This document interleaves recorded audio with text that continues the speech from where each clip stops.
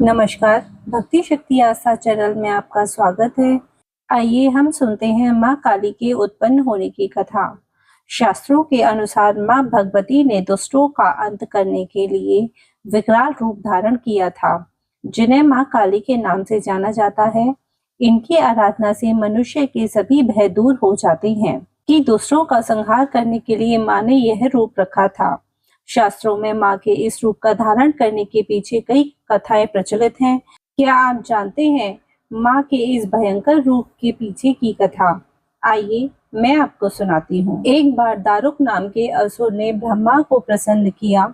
उनके द्वारा दिए गए वरदान से वह देवों और ब्राह्मणों को प्रलय की अग्नि के समान दुख देने लगा।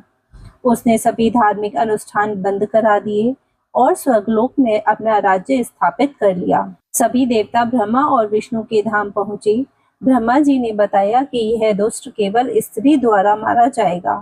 तब ब्रह्मा विष्णु सहित सभी देव स्त्री का रूप धर दुष्ट दारुक से लड़ने लगे, परंतु वह दैत्य अत्यंत बलशाली था। उसने उन सभी को परास्त करके भगा दिया। ब्रह्मा विष्णु समेत सभी देव भगवान शिव के धाम कैलाश पर्वत पहुंचे तथा उन्हें दैत्य दारुक के विषय में बताया।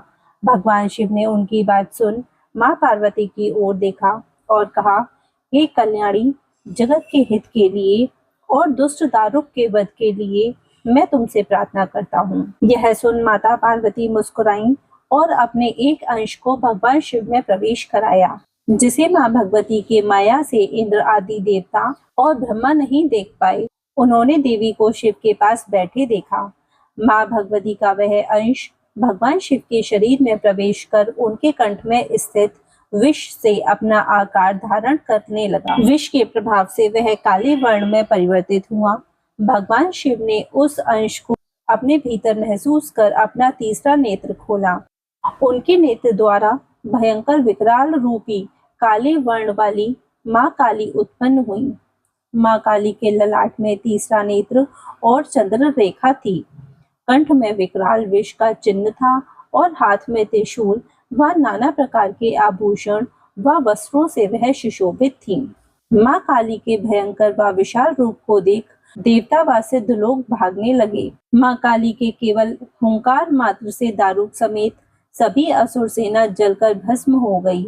माँ के क्रोध की ज्वाला से संपूर्ण लोक जलने लगा। उनके क्रोध से संसार को जलते देख भगवान शिव ने एक बालक का रूप धारण कर लिया। शिव शमशान में पहुंचे और वहां लेट कर रोने लगे। जब माँ काली ने शिव रूपी उस बालक को देखा तो वह उसके रूप से मोहित हो गई। वात्सल्य भाव से उन्होंने शिव को अपने हृदय से लगा लिया तथा अपने स्तनों से उन्हें दूध पिलाने लगी। भगवान शिव ने दूध के साथ ही उनके क्रोध का भी पान कर लिया। उनके उस क्रोध से 8 मूर्ति हुई जो क्षेत्रपाल कहलाईं। शिव जी द्वारा माँ काली का क्रोध पी जाने के कारण वह मूर्छित हो गईं। देवी को होश में लाने के लिए शिव जी ने शिव तांडव किया।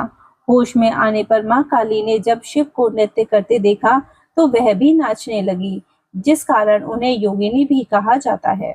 माँ काली की जीभ बाहर क्यों है? आपने कई तस्वीरों में देखा होगा कि माँ काली शिव जी की छाती पर पैर रखे हुए हैं। इसके पीछे की भी एक कथा है। रक्तबीज नामक असुर को वरदान था कि वह कभी भी नहीं मरेगा, बल्कि उसकी खून की जितनी भी बूंदें धरती पर गिरेंगी उससे अनेक रक्तबीज उत्पन्न होंगे। वरदान पाकर रक्तबीज ने तीनों लोकों में हाहाकार मचा दी। देवताओं ने युद्ध की ठानी और रक्तबीज से लड़ने के लिए तैयार हो गए, लेकिन जब वह सफल नहीं हुए तब वह माँ काली के पास पहुंचे। माँ काली अपना भयंकर रूप लेकर देवताओं की मदद करने के लिए युद्ध भूमि में पहुंची। युद्ध के दौरान उन्होंने रक्तबीज की भी एक बूंद जमीन पे नहीं गिरने दी, बल्कि अपनी जीभ को बाहर करके उसका पूरा रक्त पी लिया।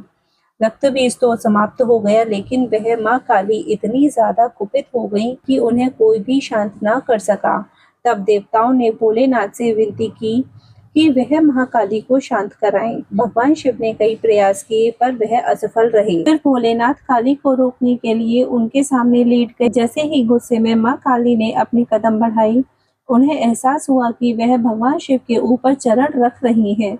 जब काली को अपनी गलती का एहसास हुआ तो उन्होंने शर्मिंदगी में अपनी जीभ बाहर निकाल ली। जय माँ काली।